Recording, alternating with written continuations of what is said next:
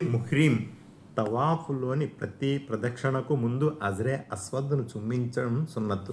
ముహ్రీం వ్యక్తి చుమ్మించడం సాధ్యపడకపోతే ప్రత్యామ్నాయంగా ఏం చేయాలి?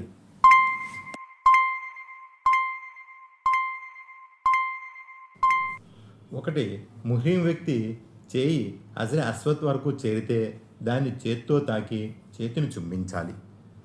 లేదా రెండు, కర్ర సహాయంతో అజరే అస్వద్ను తాకి కర్రను చుమ్మించాలి. 3, రెండు చేతులను హజరే అస్వద్కు చూపిస్తూ రెండు చేతులను ముద్దాడాలి.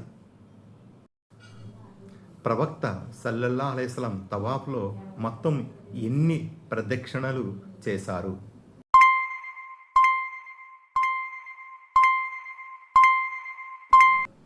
7.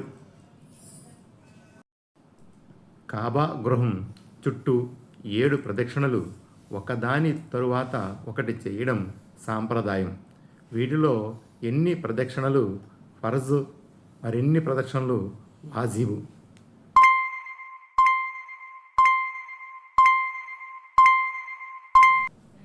4 ప్రదక్షిణలు ఫర్జ్, 3 వాజిబు.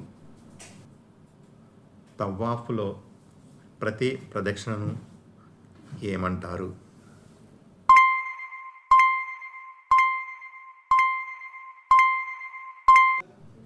సూత్.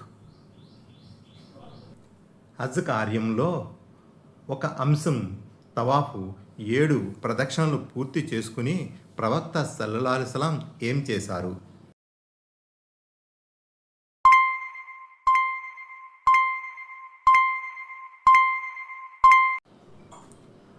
అజరే అస్వద్ను 8వసారి చుమ్మించారు.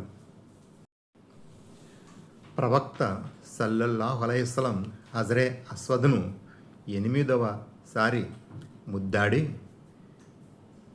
ఎక్కడికి వెళ్ళారు?